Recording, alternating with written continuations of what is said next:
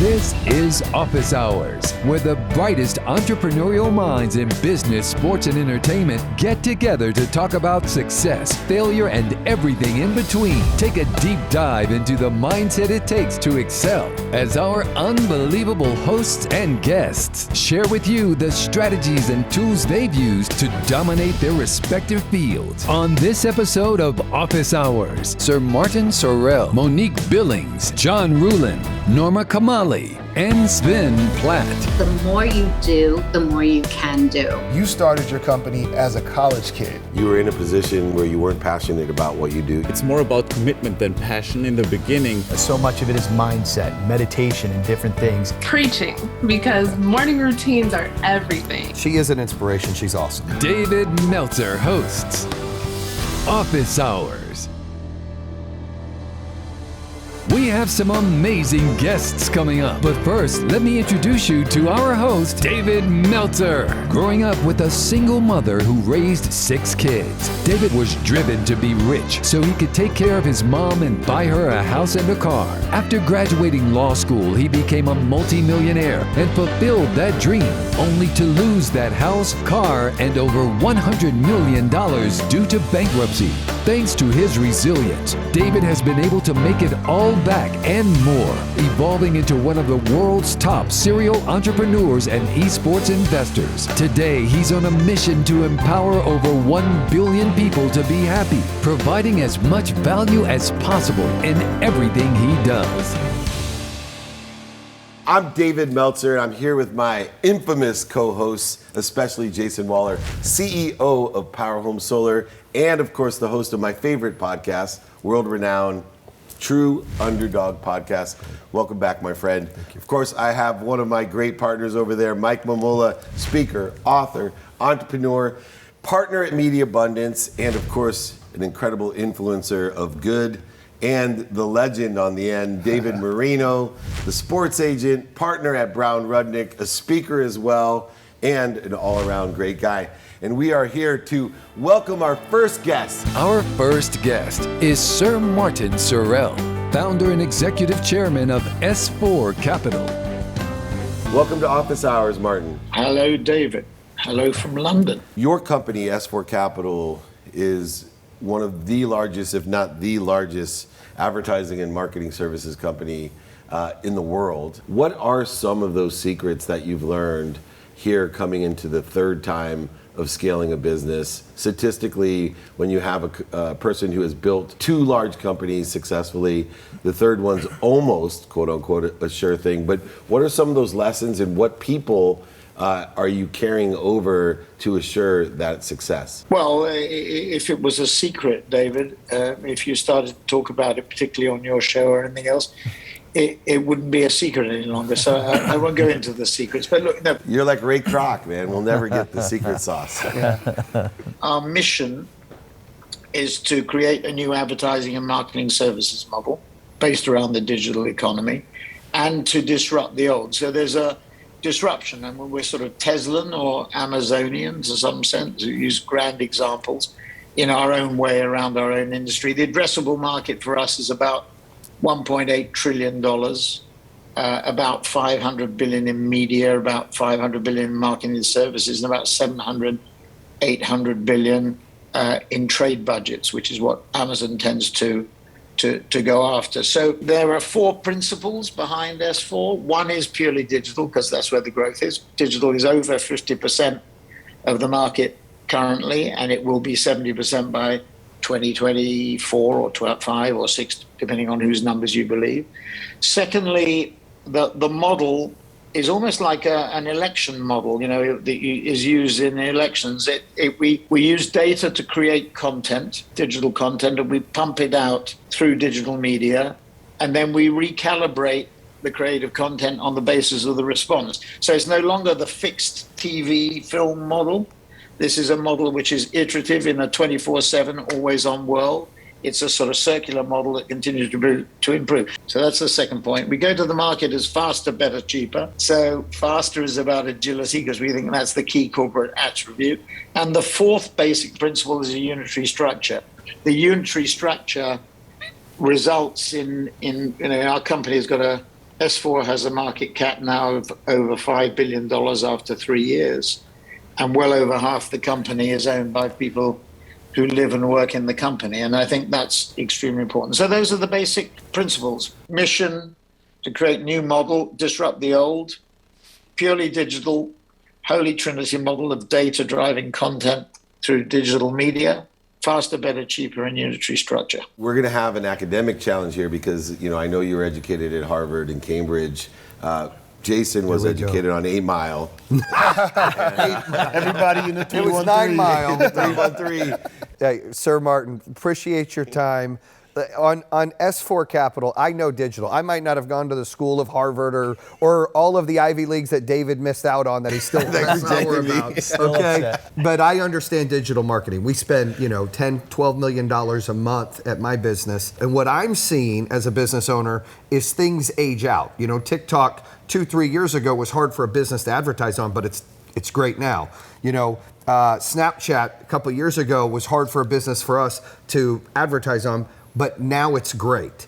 Facebook's starting to age up even older, which is good for us. Where do you see this business going in the next 2 to 3 years to migrate some of these apps together and to migrate some of the OTT, the cable cutters of the Hulus and the Amazons and putting them together for advertising? Where do you see that going? The heart of the business, whether you like it or not, is dominated by 3 Western and 3 Eastern platforms. And in my view, will continue to be so. It may be that the regulators will stop them from acquiring. The Amazon MGM deal, small deal for Amazon in the context of their operations. But, they poke the regulatory bear there a little bit by doing that. We'll see what happens, whether that goes through or not. A lot of scrutiny of it. There are a lot of lawsuits, a lot of regulatory pressures being levied against the big platforms. But my view, you're not going to see the dominance of those platforms undercut to a significant degree. Maybe they won't acquire, but they will continue to grow. Very interestingly, Google and Apple this year, I think, are going to buy back about $150 billion of buybacks. And one of the reasons I think of that is obviously they've got surplus cash in their balance sheet, surplus liquidity, but it's also because I think that they will be stymied. I agree with everything that you said, and I think we see it in the animal kingdom, right? The species, the best indicator of likelihood to survive ultimately over time isn't strength or speed, it's adaptation, and we see that in business, and it's clear that you've identified that. You gave us a really good understanding of how that happens. If you could give us kind of just a peel back the kimono of how do you do that? That's substantively you told us, but procedurally, is this you as chairman of S4, are you identifying this? Do you have a team? And how do you identify these things that allow you to adapt? Yeah, we have a very good team. We have 8 people. We meet every day, actually. It was largely driven by COVID. I think originally in April of last year we started, but we meet pretty much every day, not necessarily every day when we have things going on inside the business. I'll give you a good example of what we do. So I remember about 15 months ago, we were on that call that I mentioned on a particular day, and one of Wes Taha, who's one of the founders of Media Monks, which is our content practice, said that we were starting to develop a technology, the Epic technology, the Unreal Engine, as it's known. The Fortnite game is based on a piece of technology called the Unreal Engine. And one of the things you can do with the Unreal Engine is basically you can film and create and develop content from anywhere in the world using the Unreal Engine. So we built in the last year or so a studio in New Delhi. We are creating high-resolution digital advertising content from anywhere in the world in that studio. So we can film literally anywhere in the world and produce high-quality content. So we're using technology in advanced ways. But what you just said is really interesting just make the point about COVID. The leading vaccine companies were probably GSK and Sanofi. And what is really interesting about what happened with vaccine development was who actually developed the vaccines most rapidly. It was the people who didn't have apparently didn't have a vaccine capability, a Pfizer, an AstraZeneca. It was quite remarkable. What does that tell you? It sort of tells you that, the established companies are the ones that probably are not as adaptive or adaptable as they should be. And it'll be interesting to see, going back to Google, Facebook, and Amazon in particular, I think their strengths are, they do, despite the scale of their organizations, they're all over $1 trillion, some over $2 trillion at some stages, which is as big as some nation states. It would be interesting to see how adaptable they are in the long run, because that vaccine lesson is a really interesting one, that the people that you would have bet on to produce quickly and efficiently a vaccine were not the ones that did it. It was, in the end, Pfizer and AstraZeneca that probably, there were others like Moderna that came up, were using the mRNA technology. But it's just interesting that they did it and not the established. I am sitting here bewildered how you have such a grasp on what I simplify as capturing content, modifying it correctly, amplifying it, which is your monetization expertise, and then finally understanding the perpetual nature, utilizing the test and execute approach that you do with an enormous amount of content, and being able to analyze that content to see how you can maximize its exposure through the capture, modify, amplify, and perpetuate strategy.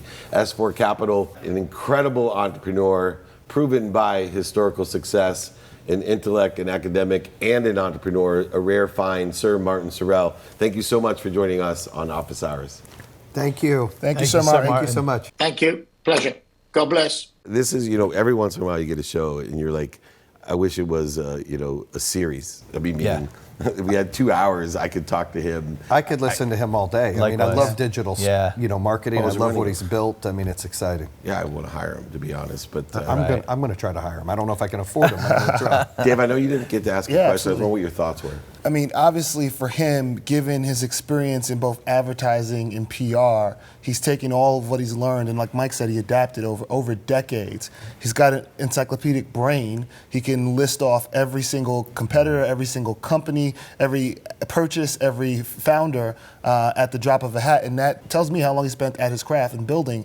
And I've always found the mastery of PR interesting, right? Because advertising is telling someone you're good.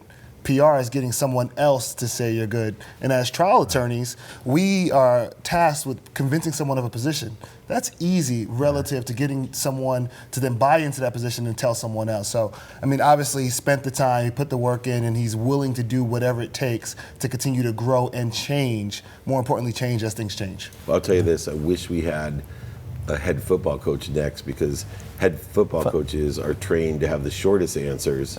And you asked Sir Martin Sorrell the time, and he's going to give you the history of the clock because he knows it and he wants to share it and help so many individuals. Love it. By the way, I just realized I have 3 attorneys next to me and I have stripes on. Is there a problem? Happy Halloween. Tell us the last time you had that happen to you. I am so excited about our next guest here on Office Hours. Stay tuned. We'll be right back on Office Hours.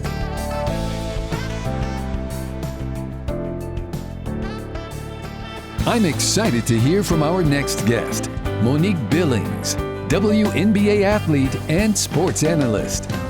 Welcome to Office Hours, Monique. Hi, thank you so much for having me. I am so excited because I think a lot of people dream about playing sports, but they also dream about being a sports executive or in the sports business, and you do both so well. A lot of times people don't have the understanding of how they can lean into what I call the legs feed the lion. And when I look at your career, you really have the prioritization of what to do to enable yourself to have the options and opportunities off the court by doing so well on the court. How did you develop the discipline to be the best that you can on the court to allow yourself to have the time and opportunities off the court? For me, it's always been about balance. I am a multidimensional athlete. I like so many different things. I have so many different passions. And so I'm like, okay, how can I funnel all of my different interests kind of into one thing? And basketball's always been my main thing. And I actually recently saw an interview, I think it was LaMelo Ball. He was saying that LeBron told him to keep the main thing the main thing. And I feel like that's kind of always been my mindset. Like basketball, I realized that basketball is the platform that's going to be able to take me to all the other places and avenues that I want to be able to go, and places that I want to go and people I want to be able to reach. So just realizing that and having that in my mindset, and also just having a love for basketball. Like, I feel like you really have to enjoy what you do and have a passion for what you do, for what you're pursuing. And it also has to be a part of your purpose. I do feel like I'm purpose led in that. So thankfully, God has been so good in my life, and it's all worked out just through balance. Monique, it's such a pleasure to speak to you. And basketball has been an amazing accelerator and driving force and motivation in my life. And I didn't go pro in basketball, but I went pro in a lot of other things, like the NCAA slogan, which I love that commercial. Yeah, but it's true. Keep the main thing the main thing. And I want to talk about your courage, right? As WNBA players, I was so enamored by the way you all banded together to talk about social justice and amplify the voices of so many, while having so little security relative to so many other athletes. I want to ask a twofold question. Talk to me about the courage and why you all thought it was important as a group to highlight things like social injustice, and secondarily to that point, why people like Paige have been allies and how important that is in these movements. And lastly, what can we all do to shine a light on the WNBA to make it so that the main thing is the WNBA and that you guys are getting what you deserve here in the country? It's amazing just to reflect on the fact that I was in the WNBA bubble like 1 year ago today. Like, wow. I was in there, and it was very real, just not being able to leave my hotel. I was in my hotel room, and I can look outside of the window and see the street. Like, I could see across the street, but I couldn't even go over there because it was just not within the parameters of where we were supposed to stay in. I feel like as a league, we realize the power that our voices have and how magnified that is when we stand together, when we stand for what we believe in. There's so many different ways that looks like. For me, I realized throughout the course of this last year, I want to use my voice, but I had to figure out how I could best use my voice, how I could best serve. And for me, that's not necessarily being on the front lines, but maybe that's more so in the wellness space, helping people figure themselves out just on a more one-on-one type of level. And I figured that out within myself. You know, some people are on the front lines using their voice with megaphones, and it's loud, and that's awesome. But there's also people who are doing loud work, maybe in quieter spaces. And I realized that was probably more so me. In speaking to our allies, I'm grateful for people like Paige. That took courage. You talk about courage. That took some courage for such a young lady to go up on that stage and just address the way that she felt and honoring Black women. I thought that was beautiful and just really well said. So much respect to her for that. People all over the world supporting the WNBA, supporting women's basketball. That's how we move the needle. That's how we continue to make steps and strides into making the sport all that it can be. We're looking at all of your success as an athlete and everything else that you do. I know that so much of it is mindset, meditation, and different things. And all of the successful people that I know, that I work with, that we're surrounded by, they have morning routines. They meditate. They do certain things a certain way to ensure their day and their week and their lives go a certain way.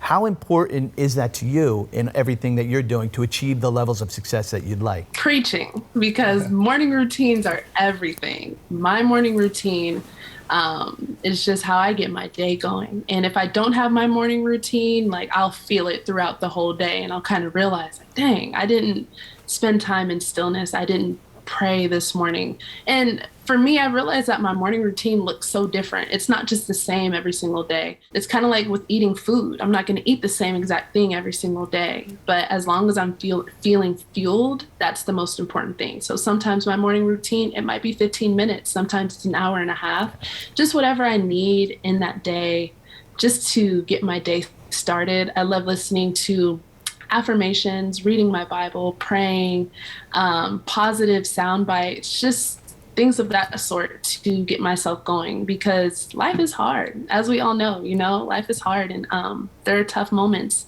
But I feel like for me, I've learned that taking time to reflect, taking time to just be still, and really just find perspective. Life is good. It might be hard, but life is so good. And so finding that gratitude and rooting myself in that gratitude each and every day, it's a practice. Just like I go practice basketball, practice my free throws, all of that. My morning routine is a practice.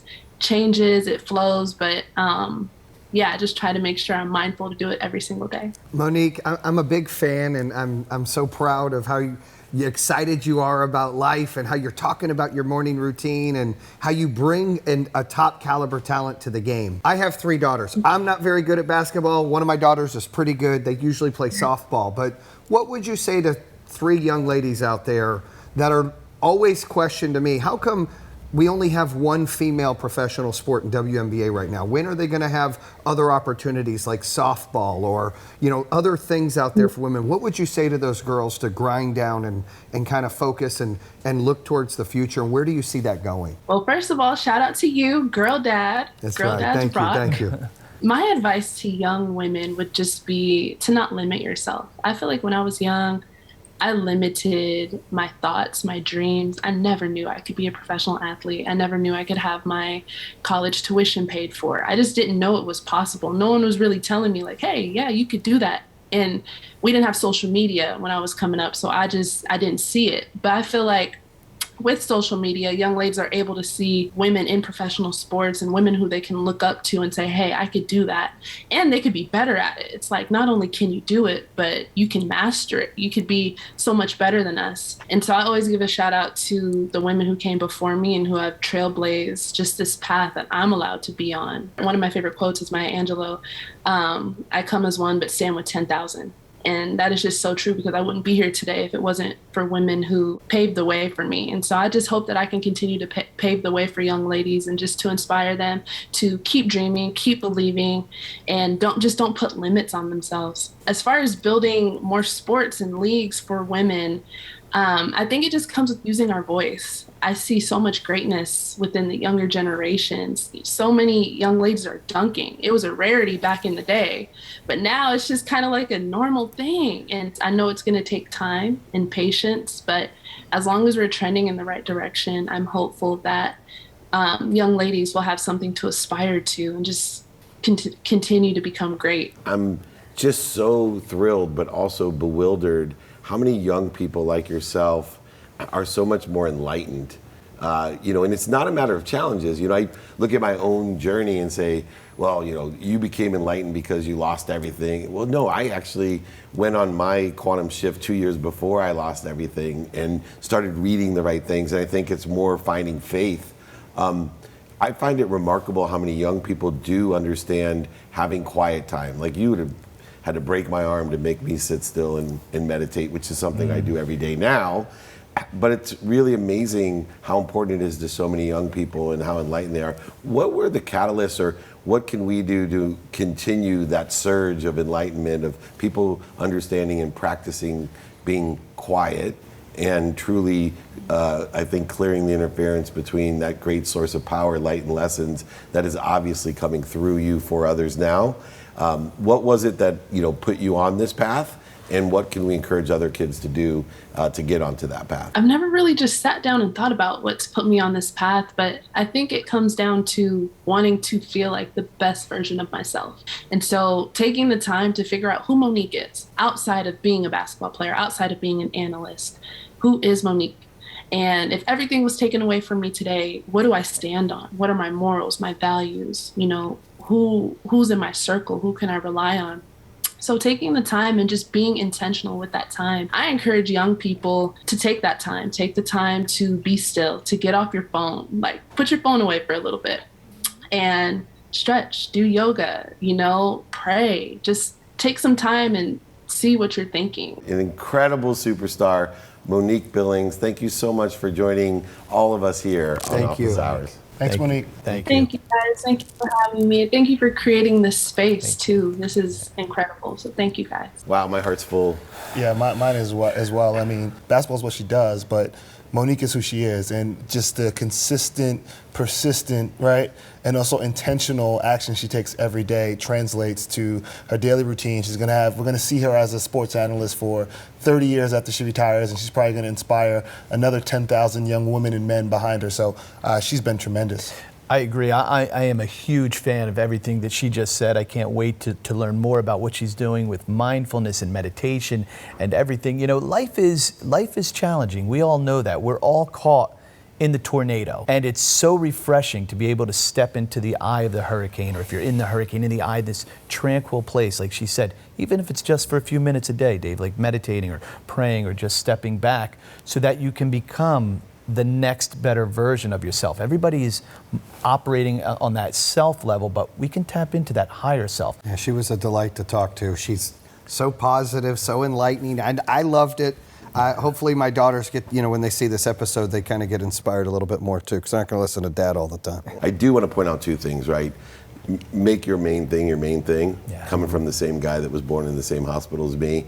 Herb Brooks is my favorite with the Miracle on Ice, the legs feed the lion or whatever he said. People lose focus. They try to put their impetus outside of what makes it happen. Make the main thing your main thing. Stay tuned.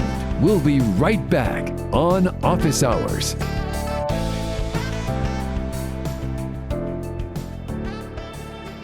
Our next guest is John Ruhlin, author of Giftology, speaker and founder of Ruhlin Group. John, you and I subscribe to Giftology, which to me is understanding two things: perceived value and real value, and utilizing one of the greatest expressions of happiness, giving, in order to effectuate a margin that can be created, a monetary margin between perceived value and real value. How did you learn these lessons? And I know you speak about it in Giftology, but how did you derive this great margin that exists between perceived value and real value? Yeah, well, I grew up poor, and I saw people being generous, and I saw the way relationships flocked to one of my original mentors, who was this law firm owner. And people loved him, and all the deals and referrals and everything came his way because he was always showing up for people powerfully with gifts and generosity with no strings attached. And so I was 20 years old. I was a country bumpkin off the farm milking goats. And I was like, I want to be Paul when I'm 60. I'm 20. I got 40 years to get there. So I just started modeling what he was doing. And a lot of good things started to come our way.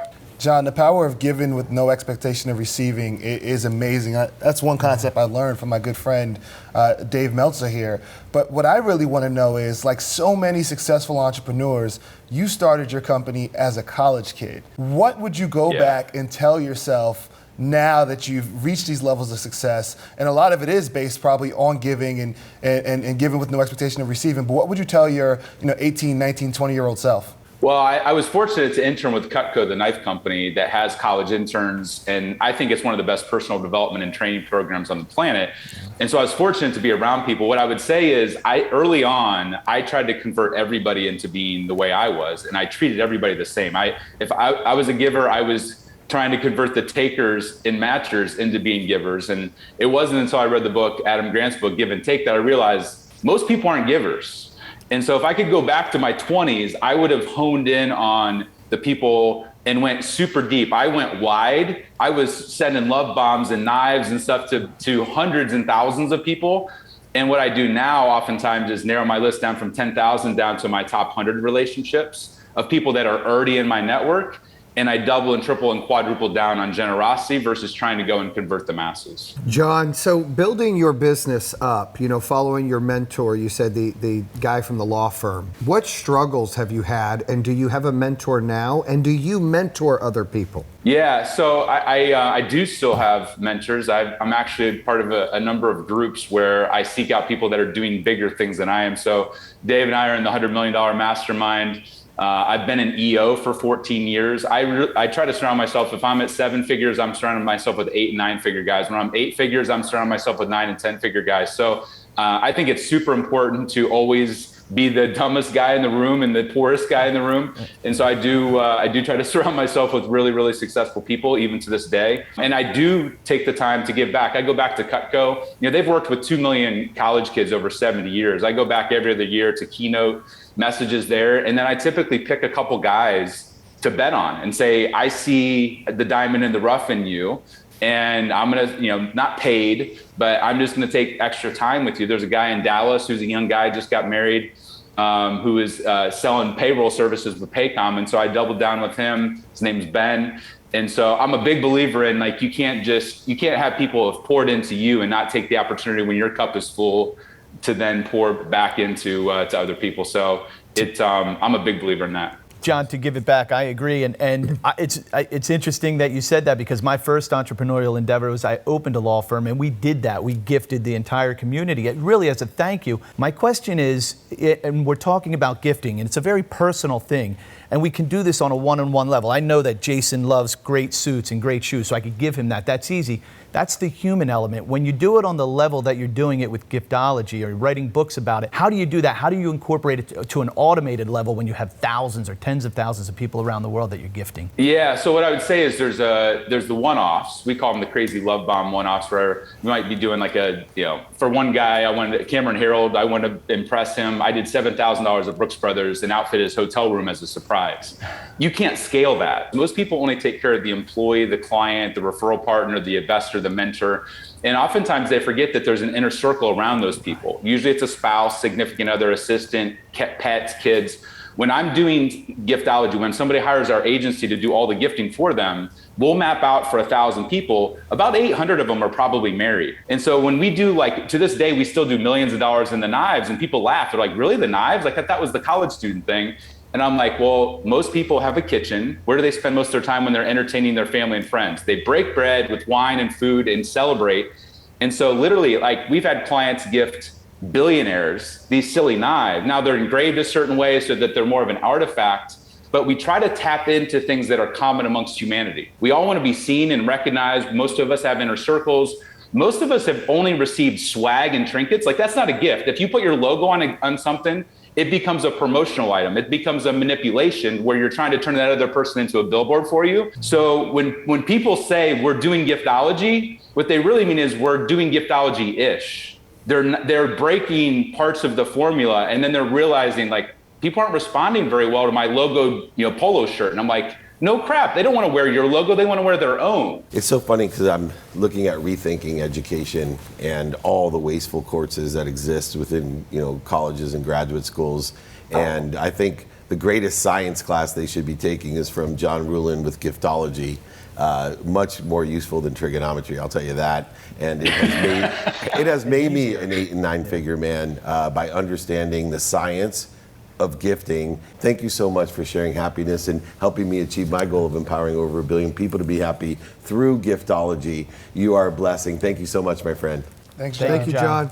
Hey, thanks, gents. We talk about it. Most people want the same thing in life, no matter where you go. They want to be happy. Dave, you're a master at conveying this to the world. And so the easiest way to make people happy, or to make yourself happy, is to make others happy. It can start with a smile and go to the gifts and go on and on like John is doing.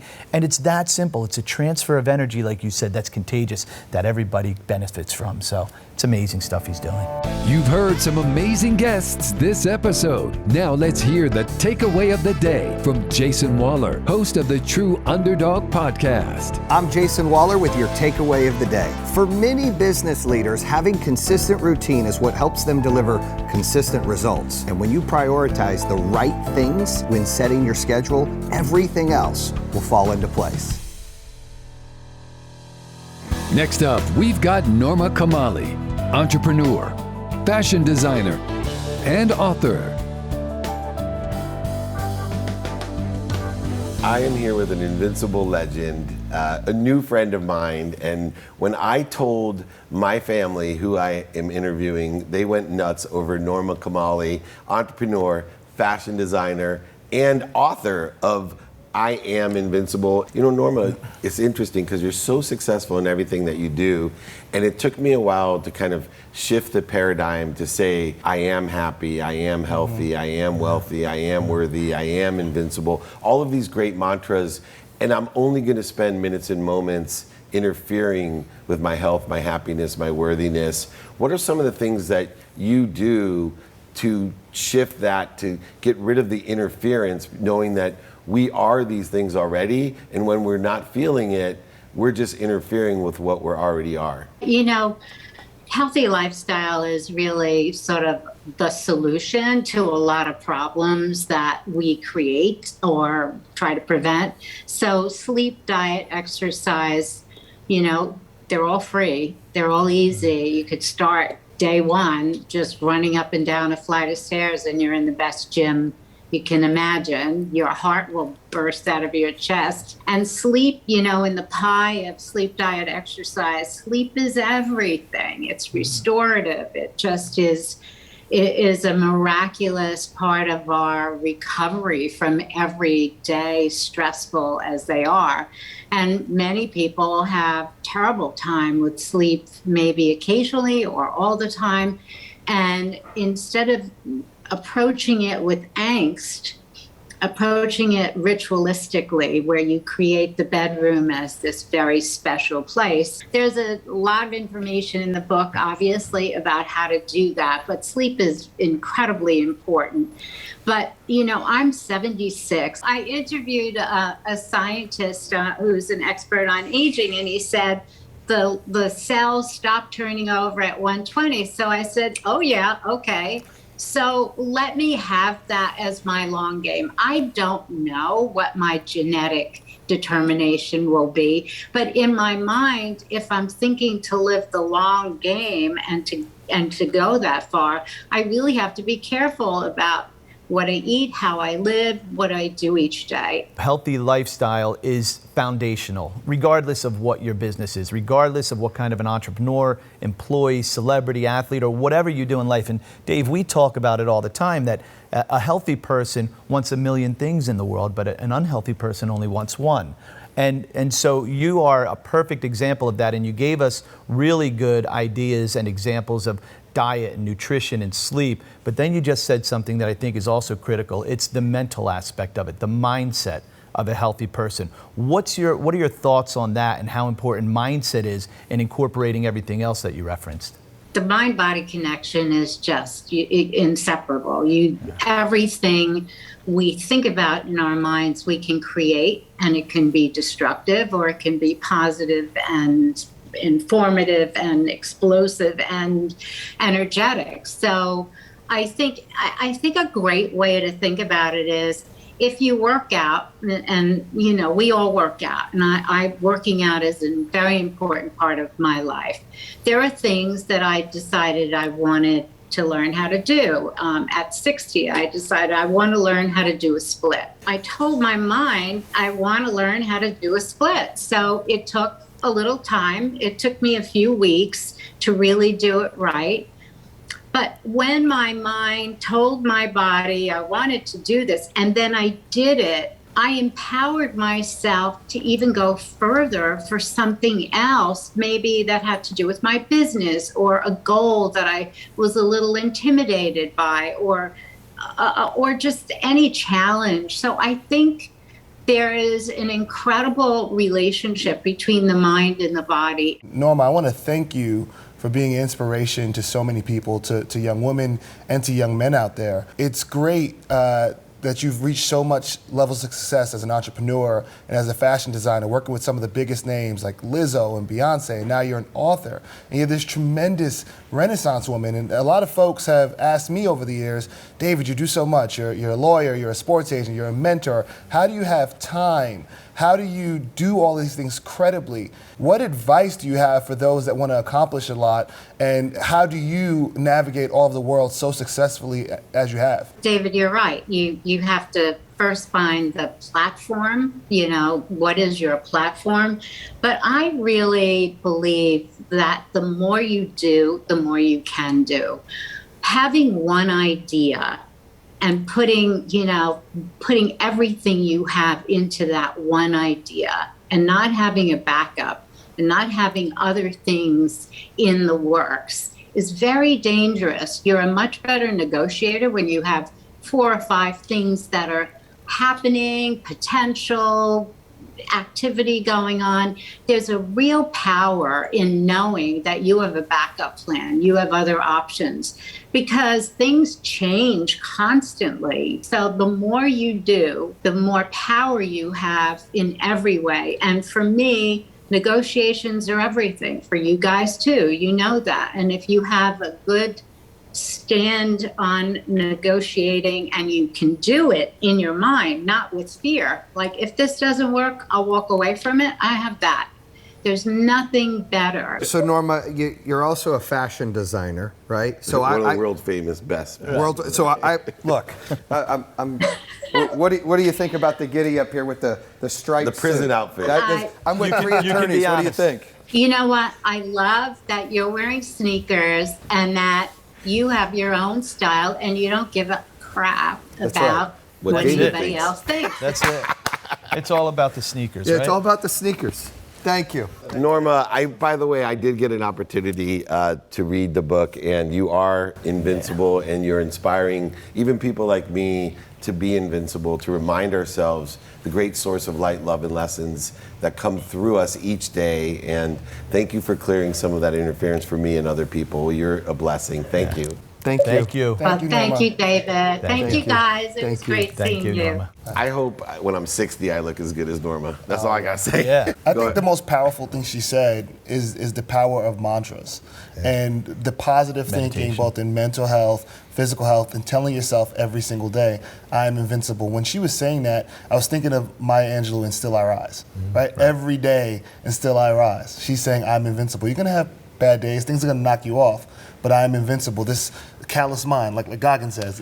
But it's not days. I want people out there to have the mindset that it's minutes and moments. Right? Too many people feel or say, it's days, months, and years that I can be depressed, anxious, frustrated, worried. No, just spend minutes and moments. Stop, drop, and roll. That's a great point, Ted. Stay tuned. We'll be right back on Office Hours.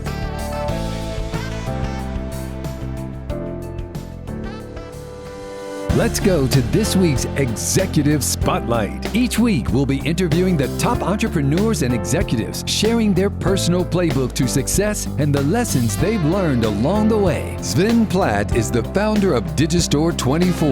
The former dentist turned entrepreneur built Digistore 24 from the ground up to over $1 billion in sales. Sven is founder of multiple software platforms and even an electronic music festival brand in Europe. He spends time between his house in Switzerland and the U.S., where his business has seen massive growth in the last few years. I am here with our executive spotlight, Sven Platt, founder and CEO of Digistore 24. Sven, I'm looking through and listening to all this stuff about you, and the most, I think, revealing thing as an entrepreneur is you're a dentist. Yes. Yes, that's fairly unusual. I always wanted to be an entrepreneur, even when I was a little kid. But then I figured, okay, 99% plus of all entrepreneurs fail. And because they fail, I was getting a little bit, let's say, defensive and conservative. I was like, okay, what profession can I do in which I won't fail, but will still be self-employed?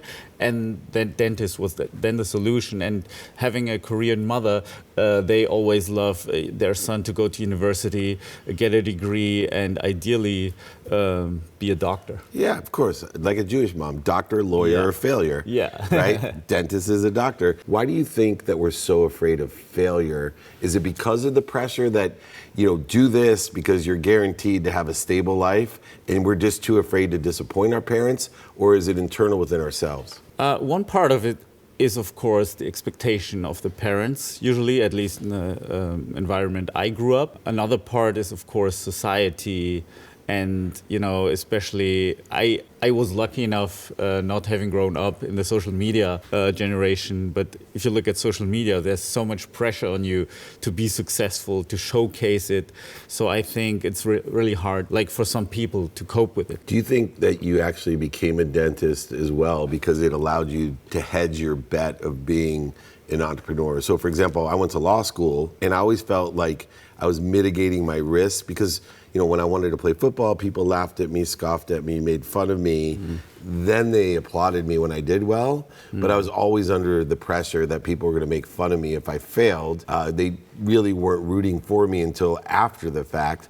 But by going to law school, I felt, you know, if I do fail, I can always go back and say I'm a lawyer. If you failed, you know, in the e-commerce space with Digistore24, you could always say, I'll go back to being a dentist. Yes, absolutely. A dentist is a safety net, which means you can always go back to being a dentist. Like if you're in other professions, your industry might have, you know, you might not be able to catch up with your industry, but as a dentist, you always can go back.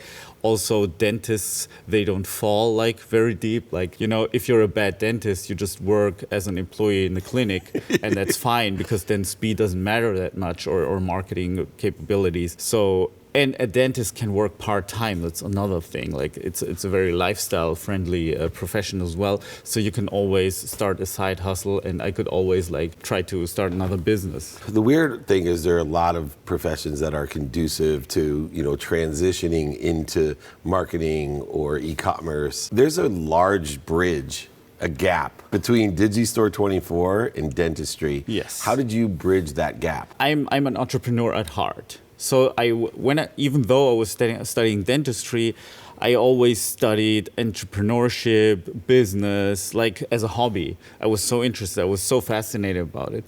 And I started to play around with technologies like Google AdWords that came out.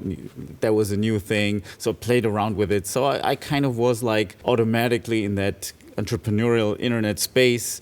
And back then, 10 years plus ago, that was a lot more like new and no one really knew about it.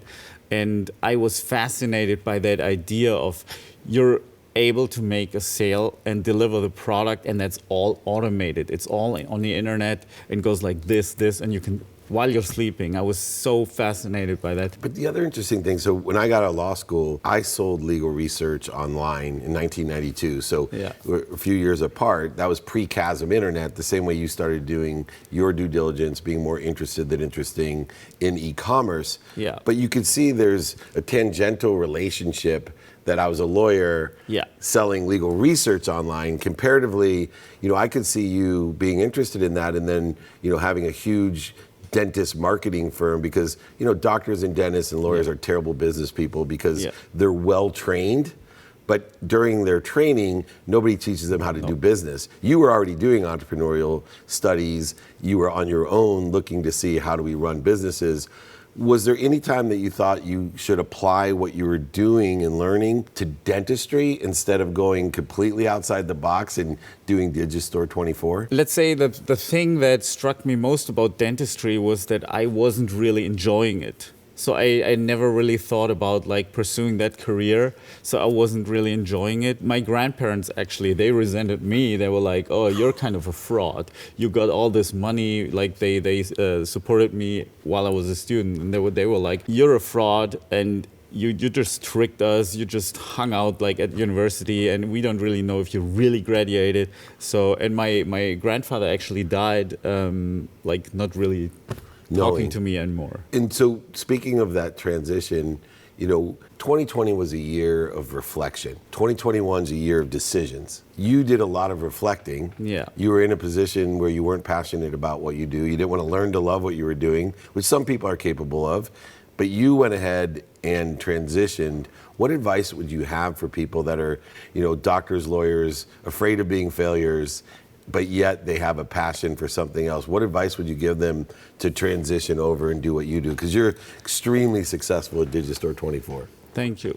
Yeah, what I did was like really a hard cut. So I borrowed money from a friend to start this new business, this new venture, and I really went all in and full time. And I pretty much like emotionally I burned all the bridges. I was like, okay, I'm in this full time. I'm working my ass off, and of course I know, like everyone usually says, oh yeah, just follow your passion. But this is not, in my opinion, not the way it really works. It's more about commitment than passion in the beginning, and then later on you can say, oh yeah, it's nice, I do things I'm passionate about. Because being an entrepreneur, especially if you start as a one-man show, you have to do a lot of things you're not passionate about. Even if you like your business topic, there's a lot of other topics that you might not like.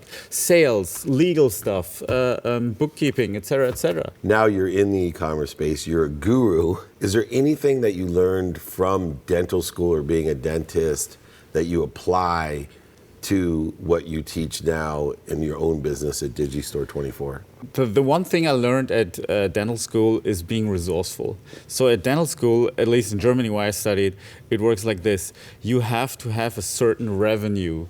You have to produce a certain revenue. Each dental services, that's all revenue, and you have to reach a certain revenue. And I had to go I didn't have enough patience from the clinic, so I had to go out and approach people on the street to get patients to be able to make revenue. So I learned that do whatever it takes mentality, and this is what will carry you through. Thank you so much for joining me, Sven, founder and CEO of Digistore 24. Thank you, David. Thank you. We'll see you soon. Now, a quick word from our JA Impact honoree partner, presented by Screwball Peanut Butter Whiskey. Junior Achievement Worldwide prepares young people for employment and entrepreneurship, delivering hands-on experiential learning in work readiness, financial literacy, and entrepreneurship. The recipient of the JA Impact honoree is selected based on their mission-driven values and have the opportunity to align with Junior Achievement Worldwide through their 100 million plus alumni network, driving awareness to their brand through Junior Achievement's millions of entrepreneurs looking to make an impact on the world. I'm Brittany Yang, co-founder of Screwball Peanut Butter Whiskey. As a female entrepreneur working hard to pave the way in a male-dominated industry while showing my daughters anything is possible with hard work and determination, this week's Junior Achievement honoree resonates deep with me. Monique Billings is someone who is setting an example for all young women to look up to and learn from. Congrats on being this week's JA honoree, Monique.